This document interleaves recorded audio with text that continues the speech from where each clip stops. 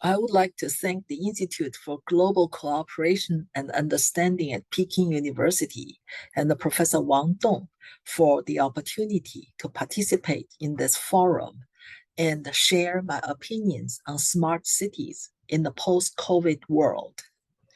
Over the last decade or so, smart city initiatives across the world have leveraged innovative technologies to improve the overall quality of life for urban residents.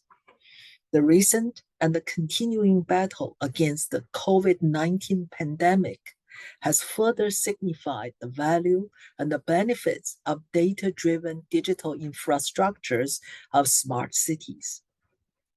Not only has the digital infrastructure made real-time health surveillance and coordinated control possible, but the reliable digital connectivity has also enabled a wide range of 24/7 online services, despite the mandatory quarantine and often stringent lockdown measures.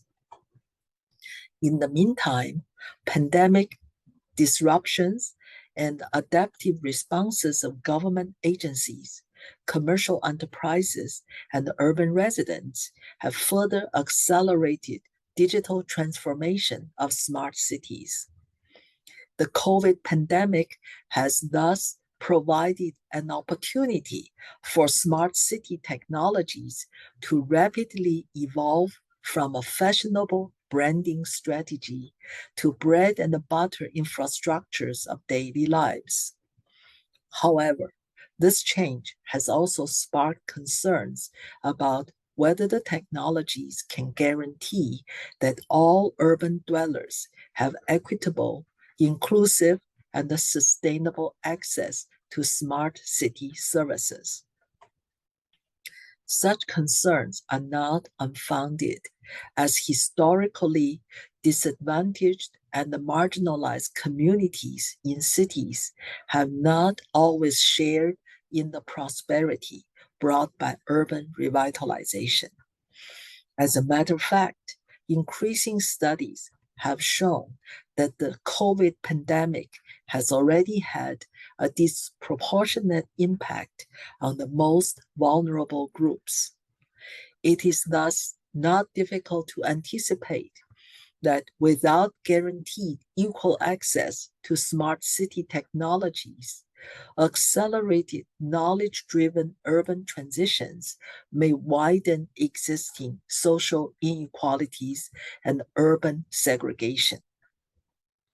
Acknowledging this problem, not only discussions of post-pandemic economic recoveries emphasize inclusive growth side by side with resilience, but reflections on the future of smart cities are also shifting focus from digital innovation and the transformation to social infrastructures that will boost digital inclusion.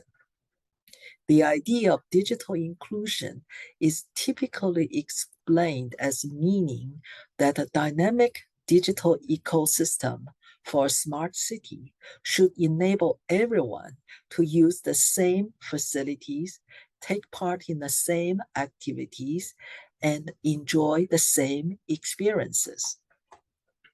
To put differently, for a smart city to develop, it requires smart citizens who are actively engaged and possess a solid understanding of the potential benefits and advantages of new technologies. It thus follows that urban planning and the designs of smart cities need to go beyond internet access and adoption and emphasize strategies and the programs that will improve digital literacy and ensure that residents have adequate digital knowledge and the skills. Also, to meet the increasing demands for a workforce that is adept at utilizing emerging technologies and responding effectively to new opportunities from digital transformation, Smart cities must be more human-centered and invest more in skilling, reskilling, and upskilling their workforce. Of course, to put the digital transformation machinery of smart cities to work for all residents, there needs to be effective and supportive institutional frameworks to productively coordinate all key players that drive the digital landscape. Furthermore, since the digital landscape cuts across all sectors, the state, not the market, is increasingly acknowledged to have a central role to play in the development of public-private strategies and action plans for an inclusive digital transformation of cities. As a matter of fact, after decades of retrenchment, the COVID pandemic has not only evolved smart cities into the new normal, but also brought back the state into force as the main actor of economic policy and as the key institution to face challenges. This means that ensuring smart cities to invest more in social inclusive infrastructures may have already been incorporated into the pandemic updated social contract between the state and the citizens. Thank you.